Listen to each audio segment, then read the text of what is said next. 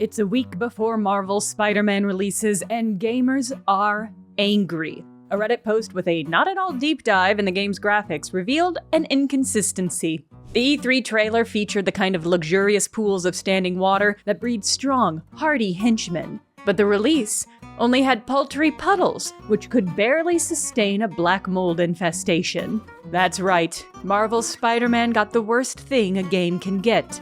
A graphics downgrade. Puddlegate, Spider-Man's watery controversy, has gone down in history as the most shallow thing gamers have ever been upset about. But like some puddles, this one's deeper than you might expect.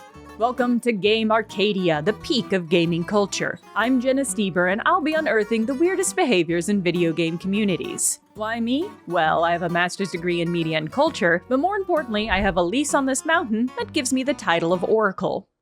Marvel's Spider-Man was announced during E3 2016 at the peak of Marvel movie madness during the lead-up to Avengers Infinity War. And thanks to a successful hostage negotiation with Sony, Marvel could now include Spider-Man in the MCU. The web-slinger had web-slung his way into Captain America Civil War in spring 2016. Capitalizing on the timing, Insomniac Games announced Marvel's Spider-Man just a few weeks later. Gamers were understandably hype about this announcement. For years, Spider-Man games have been developed with a kind of heartless endurance by Beenox, a part of Activision. These games were like the free coffee offered in a waiting room. You'd drink it if you need it, but nobody was really excited about it. There was no reason to expect that we'd ever get a game that truly understood what made Spider-Man so compelling. Please! Someone!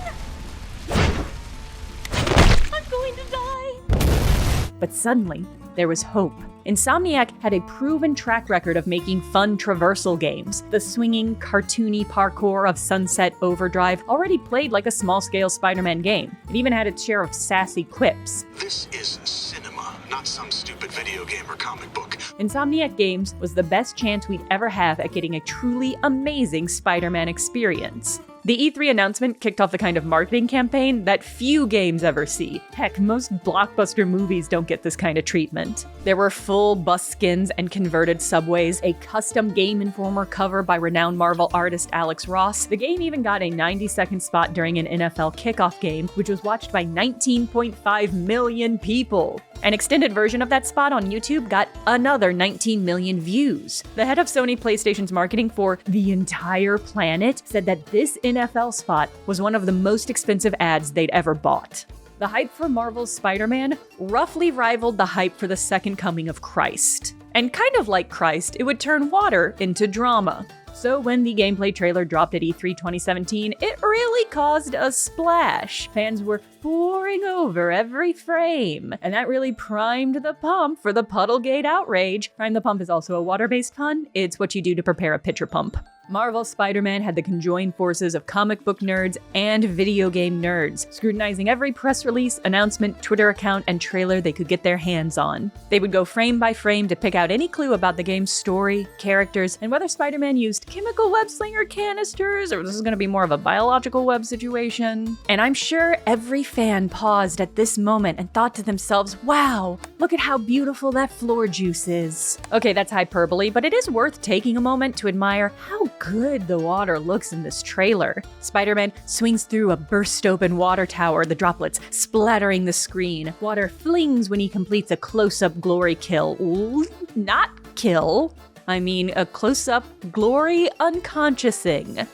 And the puddle adds a dynamic flair to a pretty standard rough-em-up scene. The water is clearly being highlighted as part of the game's glorious graphics. And it should be, because making a puddle in real life is easy. It's as easy as knocking over a pint glass while vehemently arguing that biological webs are cooler. But in games, it's way trickier. Accurately simulating physics requires insanely complicated math. For a stable light source, it's relatively easy to determine how far the light will travel, how many surfaces it'll bounce off of, how accurately it will scatter. But water isn't stable. It changes second to second, causing the math to change second to second as well. The calculations can be staggering, and they can cause every other process in the game to stutter. So it's one of the things that might get turned down when you lower the graphical settings, or sacrificed in the final version of a game to improve loading time and processing. So if For instance, a game did get the dreaded graphics downgrade from the preview to the final game. A puddle drying up is probably where it would be most visible.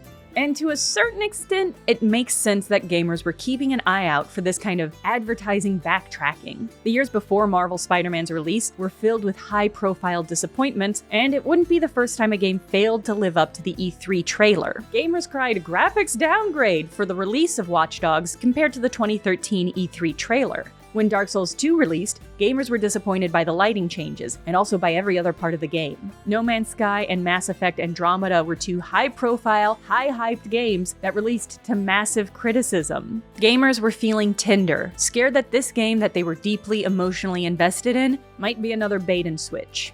So here we are, a week before Marvel's Spider-Man releases to the ravenous public. On Reddit, a gamer posts an image comparing a frame from the gameplay trailer to some early release footage of the final product.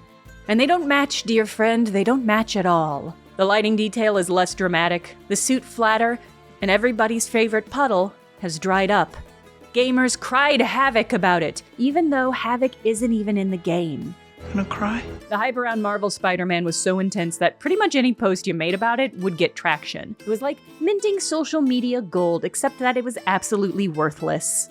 Even something as mild as 2 screenshots was enough for people to latch onto and shake until they got bored and moved on. The Reddit post got an impressive 30,000 upvotes and spilled out onto social media, where it was dubbed #Puddlegate. Invested gamers reached out to Insomniac devs and demanded an explanation for the so-called downgrade. The Insomniac Games account clarified that there was no downgrade and that this was a style choice only. They insisted that they had, quote, plenty of other places with tons of puddles, which is just an incredible thing to have to promise about your Spider-Man game. These gamers weren't necessarily upset about the puddles. They were upset about the graphics downgrade and having yet another game company lie to them. But there was no graphics downgrade, and they hadn't been lied to. The people complaining hadn't even played the game yet because it wasn't out for another week. They just decided there was a downgrade based on a screenshot of some puddles and then lashed out.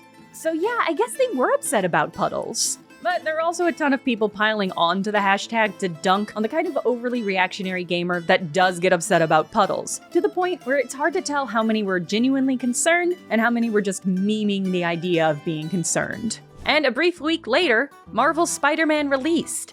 Everybody could see that the game was gorgeous. The suit, the lighting, the non-biological webbing, it was all spectacular. And Puddlegate dried up instantaneously. Thankfully, the devs at Insomniac had a good sense of humor about it all. They added some puddle stickers for the game's photo mode, and even posted some good-spirited ribbing to promote Marvel's Spider-Man 2. It just goes to show there's no sense crying over spilled water.